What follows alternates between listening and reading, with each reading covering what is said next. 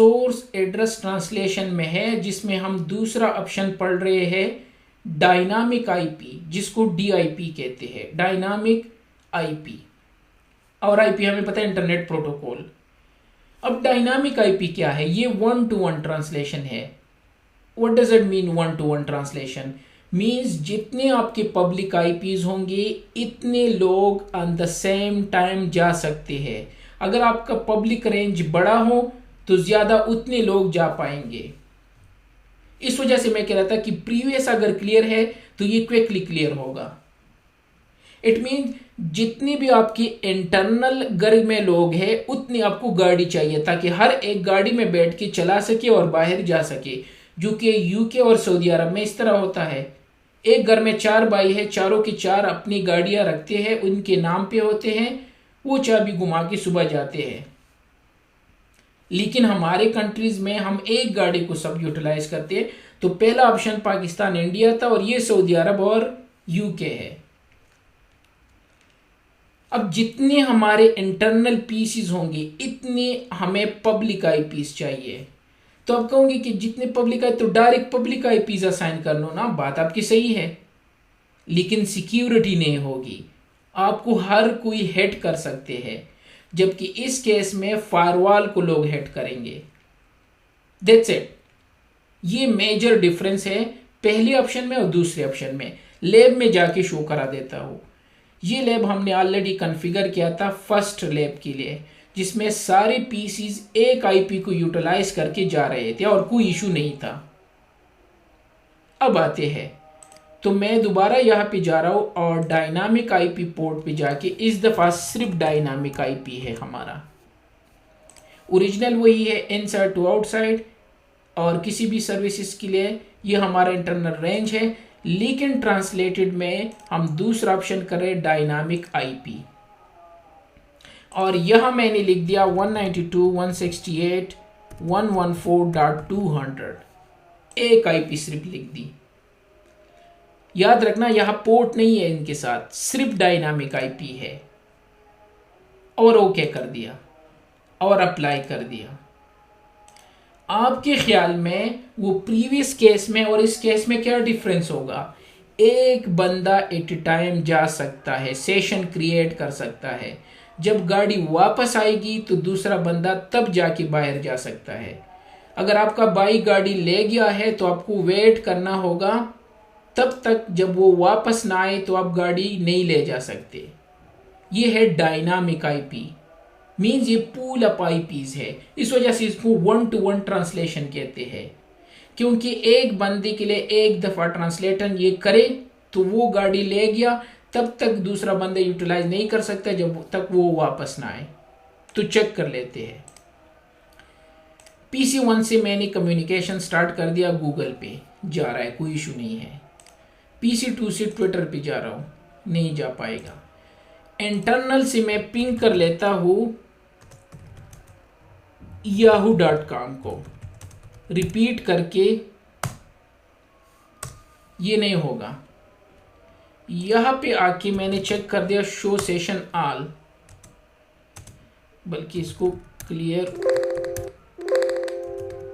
Session all, clear session all, show session. तो अब दोबारा यहां से तो ये पिंग काम नहीं करेगा, पिंग yahoo.com।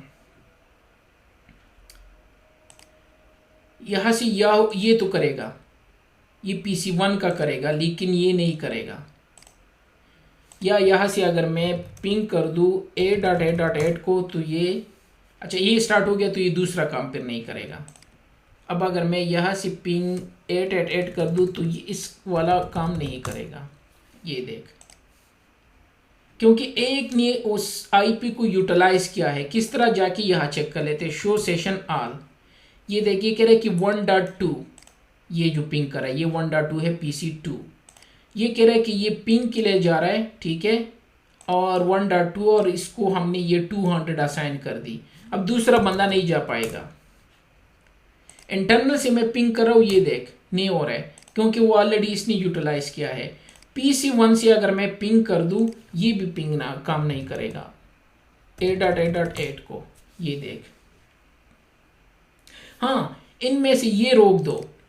अब अगर मैं इसको रोक दूँ, ये वो आईपीज जो है, तो यहाँ पे आके सॉरी इसको ये भी नज़र आए ताकि आपको डिस्टिंग्विश हो दोनों में क्या मेजर डिफरेंस है। कंट्रोल सी, और अब ये स्टार्ट होना चाहिए। इसका सेशन क्लियर होगा थोड़ी देर बाद, तो ये स्टार्ट हो जाएगा। इसको क्लोज कर लेता ताकि ये इसकी सेशन को इस्टेब्लिश ना कर सके। तो ये क्लोज कर दिया। इसको दोबारा कंट्रोल सी वी कर दो। इसको अब होना चाहिए, अगर ये सेशन इसका क्लियर हो जाए, या उसका आसान तरीका दूसरा भी है, वो सेशन क्लियर कर दो, क्लियर सेशन ऑल, तो ये दूसरा वाला स्टार्ट होगा ऑटोमेटिकली। अब ये देख, वहाँ गूगल भी स्टार्ट हो गया और ये भी स्टार्ट हो गया, क्योंकि इस टाइम गाड़ी कोई और यूज़ नहीं कर रहा था। जो यूज़ कर रहा था वो गाड़ी लाके उसमें बैठा हुआ था। तो मैंने उनसे पूछा, भाई आप गाड़ी यूज़ नहीं कर रहे हो, मुझे जाना है कहीं पे। उसने कहा नहीं मुझे नहीं चाहिए, मैं वापस आ गया हूँ। तब जाके ये दूसरा अब यूटिलाइज हो रहा है, क्योंकि उसका ऑलरेडी सेशन था, मैंने जस्ट क्लियर कर दिया।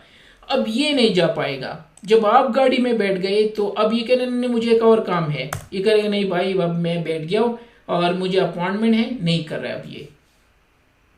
वजह क्या है? क्योंकि हम डायनामिक आईपी को यूज़ कर रहे हैं, और डायनामिक आईपी में ये मसला है कि जितनी भी यहाँ पे आईपीज मेंशन कर दो उतने लोग जा सकते हैं, और एक ही आईपी है। हाँ अगर दो चाहिए तो यहाँ लिख दो 192.168.114.201, दो कर दी, ओके कर दो, कमिट चेंजेस कर दो। अब दो लोग जा पाएंगे। ये जो अभी नहीं कर रहा था ये भी स्टार्ट हो जाएगा जब वो सेव होगा। समझ रहे हो कि जो मेजर डिफरेंस है डायनामिक आईपीएन पोर्ट में और डायनामिक आईपी में। थोड़ी देर बाद ये स्टार्ट होना चाहिए, क्योंकि हमारे पास दो गाड़ियां हैं अब। तो जब दो गाड़ी है तो एट ए टाइम दो कार में ये देखिए स्टार्ट हो गया, क्योंकि वो 99 तक पहुंच गया। यस, तो अब ये भी जा पा रहा है और ये भी, लेकिन अब ये राउटर नहीं जा पाएगा। किधर गया? इंटरनल सर्वर जो हमारा है, ये नहीं कर रहे हैं। हाँ अगर इनमें से एक स्टॉप कर दो, ठीक है, तो ये स्टार्ट होगा, लेकिन वो उनका सेशन ऑलरेडी स्टेब्लिश है। या तो वेट कर दो, ये आ गया, अब ये स्टार्ट हो गया, और यह क्लियर कर दो। तो मैंने वेट कर दिया, अब वो जा रहा है। अब ये नहीं जा पाएगा, जो इससे थोड़ी देर पहले जा रहा था, अब ये नहीं जा रहा है। ठीक है, ये तो क्लियर हो गया कि डायनामिक आईपी एन पोर्ट है में और डायनामिक आईपी में क्या डिफरेंस है। बाकी तो वेरिफिकेशन की वो सारी कमांड है। लेकिन एक चीज और भी है, डायनामिक आईपी में नीचे आप देख सकते हो लिखा है advance dynamic IPN port fall back. ये कह रहा है कि भाई अगर आपको ज़रूरत है तो आप टैक्सी कॉल कर सकते हो।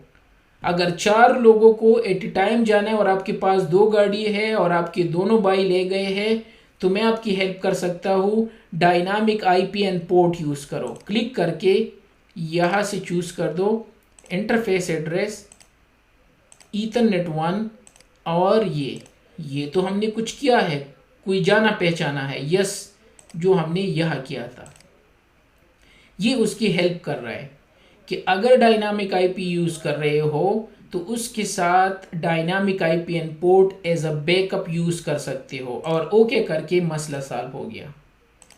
इसने कहा भाई आपके घर में 2 गाड़ी है, आप अफोर्ड नहीं कर सकते, तो एक काम कर दो, जब भी आपको कार चाहिए, ये टैक्सी है, अब हमें कॉल कर दो, हम आके जितनी भी चाहिए, 1 चाहिए, 10 चाहिए, 200 चाहिए, 500, हम हाजिर है। तो मसला हल हो गया। उसने कहा ठीक है, अब ये भी जा पाएगा। पिंग करके उनको सेव होने दो, क्योंकि 98 है। ये स्टार्ट हो गया, ये भी स्टार्ट हो गया, और ये भी मसला नहीं है। मसला ही सॉल्व कर दिया। वो तो हम उस पे शिफ्ट हो गए, वो तो हम पढ़ चुके हैं।